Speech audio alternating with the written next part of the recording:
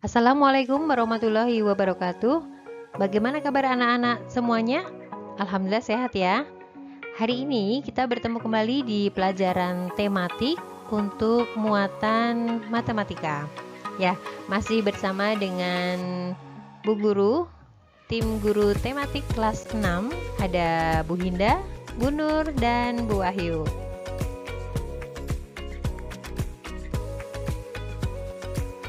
Baik,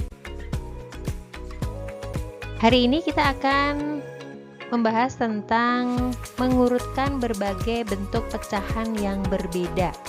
Ya, melanjutkan pertemuan yang kemarin. Tapi sebelum itu, kita buka pelajaran hari ini dengan membaca basmalah bersama-sama. Bismillahirrohmanirrohim. Ya, untuk tujuan pembelajaran hari ini, yang pertama adalah siswa dapat mengurutkan berbagai pecahan yang berbeda. Dan siswa dapat memecahkan masalah yang berkaitan dengan urutan pecahan.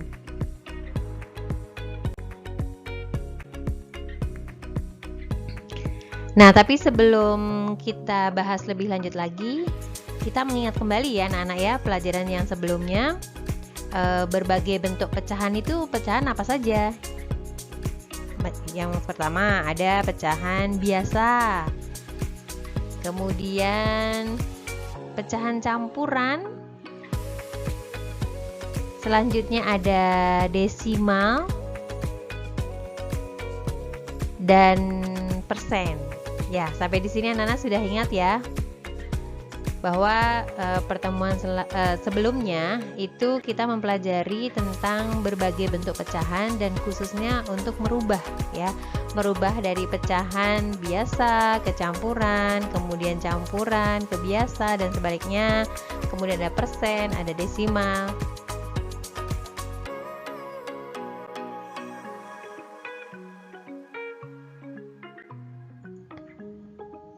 Nah, hari ini kita akan berlanjut untuk mengurutkan pecahan yang berbeda. Maksudnya di dalam pecahan itu, di dalam soal itu ada pecahan desimal, biasa, campuran, dan persen. Nah, hal apa saja sih yang harus diperhatikan? Yang diperhatikan adalah menyeragamkan pecahan. Nah, pecahannya mau diseragamkan menjadi pecahan apa dulu? Bisa ke pecahan biasa, bisa ke pecahan campuran atau desimal, dan ke persen pun bisa ya. Nanti tergantung dilihat dari konten soalnya atau deret soalnya seperti apa. Kita lihat contoh yang pertama. Nah, di sini petunjuknya, urutkan pecahan berikut dari yang paling kecil. Pecahannya berapa saja sih? Ada 3/5, kemudian 2/25, 67%, dan 1,2. Ya, dari bilangan 4 ini, dari keempat bilangan ini, kita bisa melihat kira-kira enaknya mau dijadikan pecahan apa, seperti itu ya. Nah, ini enaknya kita coba menjadi pecahan biasa ya. Pecahan biasa dijadikan penyebutnya disamakan 100 ya, diseragamkan pecahannya ke dalam pecahan biasa dengan menyamakan penyebutnya, yaitu per 100. Kita lihat. Yang pertama adalah 3/5. Nah, 3/5 ini supaya penyebutnya menjadi 100 itu kali 20. Jika penyebut kali 20, maka pembilang juga harus kali 20. Jika di bawah kali 20, maka atas juga harus kali 20. Sama ya. Ya, hasilnya 60/100. Ini hasil dari 3/5 ya. Selanjutnya untuk 22 per 25. Nah, ini bentuknya masih pecahan campuran. Coba kita rubah menjadi pecahan biasa. Itu jika yang di bawah dikali ya anak-anak ya. Kemudian yang baru hasilnya ditambah dengan pembilangnya. Nah, hasilnya 52 per 25. Ini masih dalam bentuk pecahan biasa, tapi belum per 100 ya. Nah, 25 untuk menjadi 100 itu kali 4. Jika di bawah kali 4, maka atas juga kali 4. Yang hasilnya 208 per 100. Paham ya anak-anak ya? Kemudian yang 67% bagaimana? Ini sangat mudah. 67%. Namanya persen itu sudah artinya per 100. Berarti kalau 67%, iya 67 per 100. Ini sudah langsung ada jawabannya. Selanjutnya 1,2. Nah, di belakang koma ini ada satu angka. Berarti dia per 10 ya. Ada satu angka, berarti dia per 10. Jadi 12 per 10. Apakah ini sudah selesai?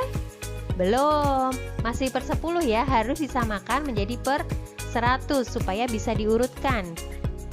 Nah, 10 untuk menjadi 100 berarti kali 100 kali 100, betul? Kali 10. Nah, yang di atas juga harus kali 10 dan hasilnya adalah 120 per 100. Nah, bisa dilihat anak-anak dari petunjuknya di sini, urutkan pecahan berikut dari yang paling kecil. Kita bisa lihat yang ada tandanya, ada tanda lingkarannya ini. Dilihat dari yang paling kecil, yang mana? 60 per 100, kemudian 67 per 100, selanjutnya 120 per 100, dan 208 per 100. Nah, masing-masing ini milik siapa sih? Yang pertama, 60 per 100 itu punyanya 3 per 5. Kemudian yang 67 per 100 miliknya 67%. Kemudian yang 120 per 100 ini miliknya 1,2. Dan yang terakhir miliknya 22 per 25. Jadi bisa diurutkan dari yang paling kecil. Yang pertama adalah 3 per 5, berlanjut 67%, kemudian 1,2 dan 22 per 25. Mudah bukan? Ya, kita lihat contoh selanjutnya.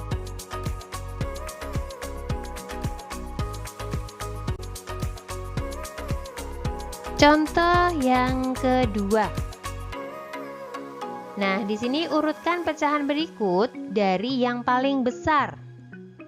Angkanya ada 3 per 8, kemudian ada 32 per 5, ada 63%, dan 1,51.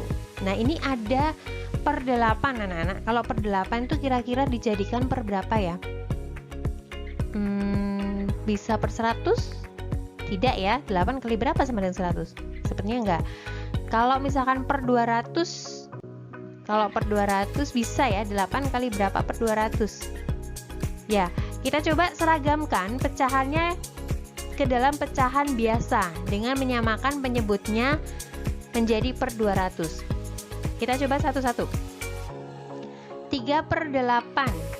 Nah, 3 per 8 supaya menjadi 200 itu kali 25. Kalau di bawah kali 25 berarti atas juga harus kali 25. Ini anak-anak sudah hafal ya, sudah familiar dengan hal yang seperti ini. Jadi mudah dan cepat.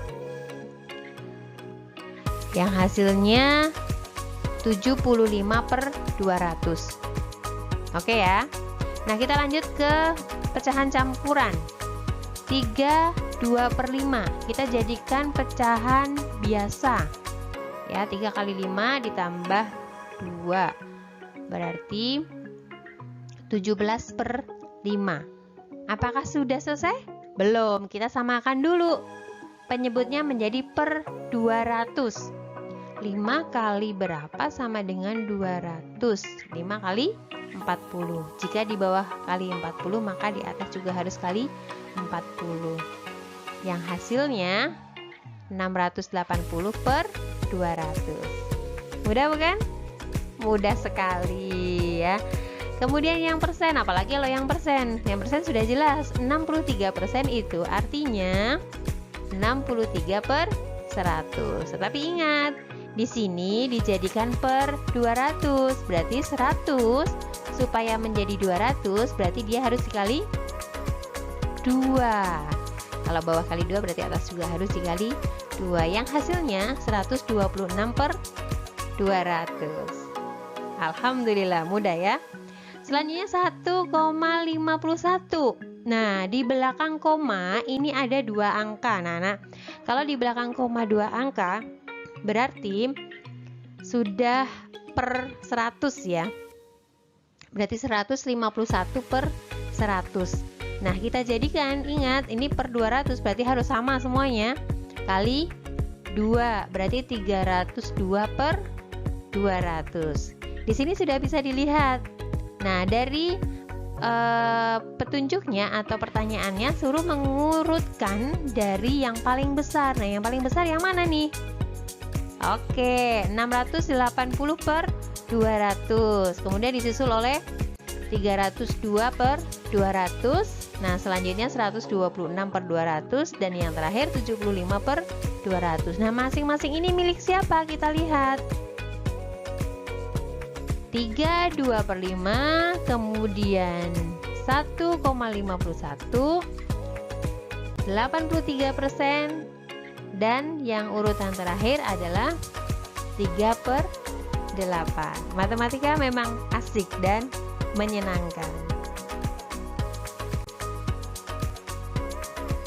Nah, untuk contoh yang ketiga, ini sudah masuk dalam aplikasi kehidupan sehari-hari ya anak-anak ya.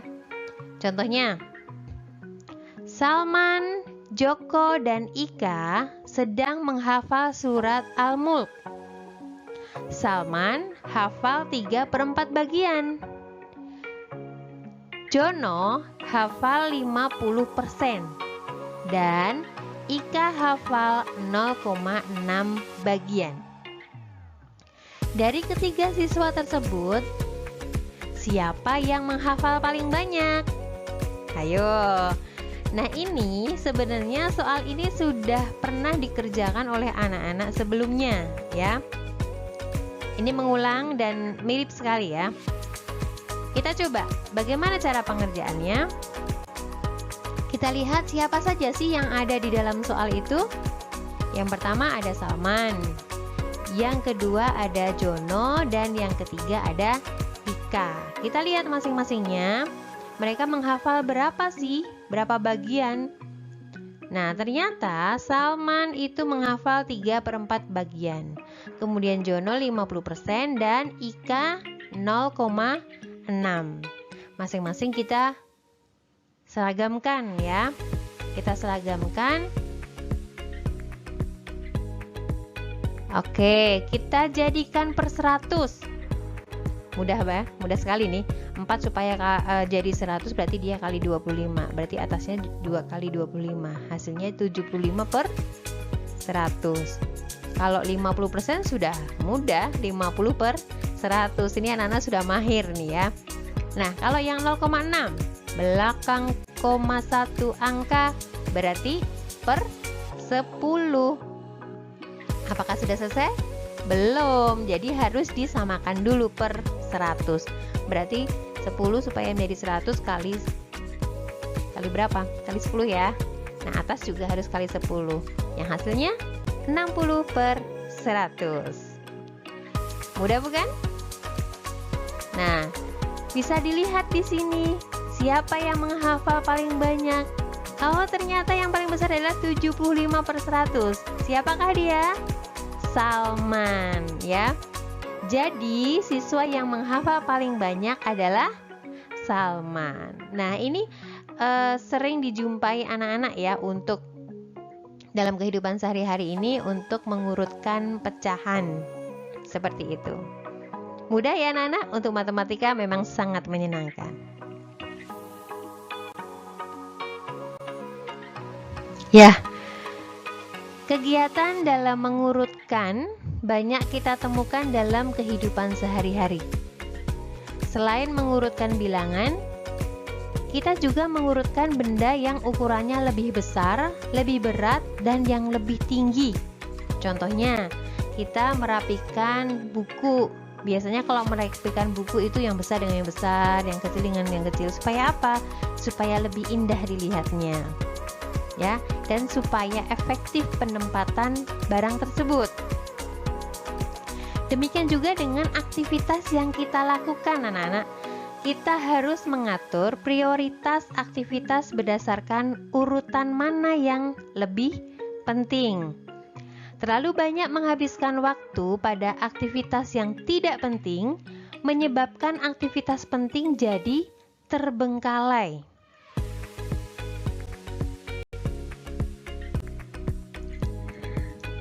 Nah, Rasulullah Shallallahu Alaihi Wasallam mengajarkan kita untuk mengatur kegiatan-kegiatan kita dengan baik. Yang pertama,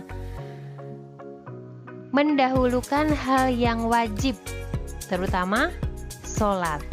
Sebaik-baik amal adalah sholat di awal waktu, ya.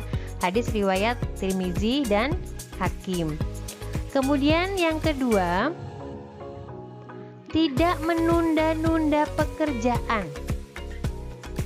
Janganlah engkau menunda-nunda amalan hari ini hingga besok. Seandainya besok itu tiba, mungkin saja engkau akan kehilangan. Nah, ini syair Arab ya. Dan yang ketiga, meninggalkan hal-hal yang tidak bermanfaat. Rasulullah bersabda, di antara kebaikan Islam, seseorang adalah meninggalkan hal yang tidak bermanfaat. Hadis riwayat Tirmizi. Luar biasa ya anak-anak ya. Tadi siang pun juga sudah disampaikan bahwa disiplin waktu itu sangat penting. Ya, jangan sampai terlena.